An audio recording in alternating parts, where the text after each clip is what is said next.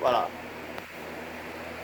Hi ladies and gentlemen, this is Tyrelle Audain here. Welcome you all back to my YouTube channel. I hope you guys are doing well and in very good health. I know I haven't made a video in like the last 2 to 3 weeks, but it is what it is. A lot of stuff is going on, but nevertheless. So I'm just making this video. The reason for that is because in a few hours from now, the MasterCard Border-Gavaskar India Australia series bowls off, and I just want to share my predictions and perspectives of what's going to happen in the 4-match test series. So I just want to say that one, I have two predictions, and that is number one, and that's the most favorite prediction that I'm going to hear.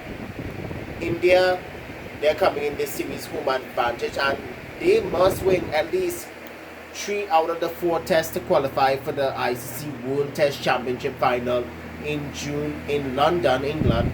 And I do expect to see them winning 2-1, but they must win at least 3 games to secure that spot. Other than a 2-1 result for India, I would like to see the series shared, but even though if the series are shared, India are likely to retain the trophy anyways because they've won the last 2 series against the Aussies in their backyard in the land down under, in which the pitches have been evenly poised. Now, we all know for a fact in India that the pitches have always been rank turners. From what I saw on the pitch in Nagpur, I can't say, I'm unsure if it will be a rank turner from day one. Now, I heard one expert from Australia saying that Australia would win, and one former Sri Lankan captain would say that the Aussies would win. Now, I do not see the Aussies winning in India unless they produce fair tracks. Now, we all know in the subcontinent, mainly when it comes to India and Sri Lanka and Bangladesh, there have always been rank turners that have always gotten results. We all know in Pakistan, they are always flat tracks, but we all know when it comes to India, test matches can finish inside 3-4 days, in which we have been seeing for the last few years now. But I do see that 2 things can happen.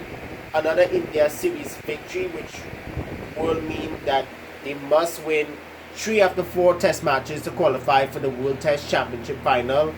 Otherwise, they'll have to depend on other results. Now, the other test match cricket that are coming up in the Test Championship other than this series are the Sri Lanka New Zealand series in New Zealand. Now, I'm suspecting that England, beg your pardon, the Kiwis would sweep the Sri Lankans sooner because I do not see them making the final, so they will have a little outside chance.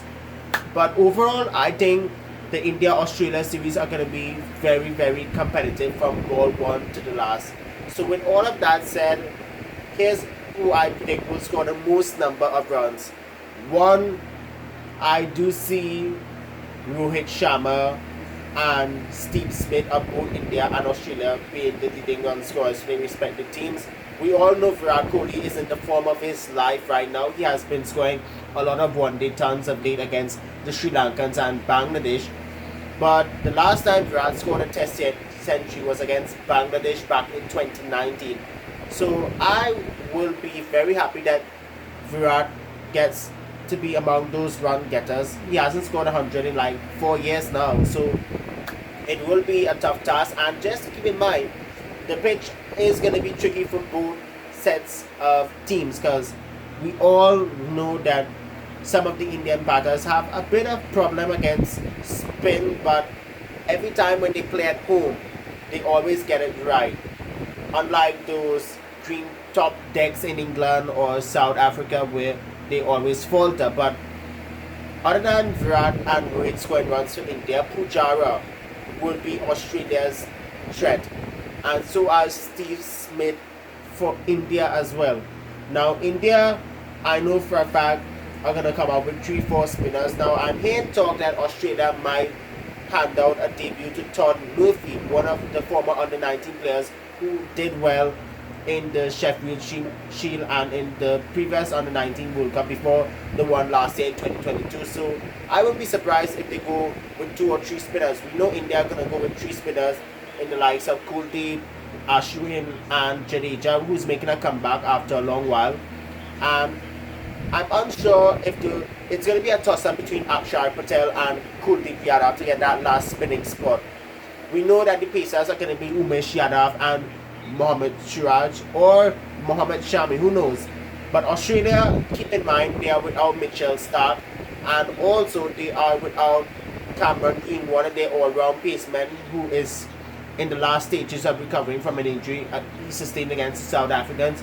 But I expect this series to be highly competitive and drama-filled. So until the series pulls off in a few hours from now, expect more excellent cricket analysts from yours truly, Tyrelle Audain, aka Boom Boom Tyrelle Audain / the Cricket Star Boy. And we're out, my friends, so take care.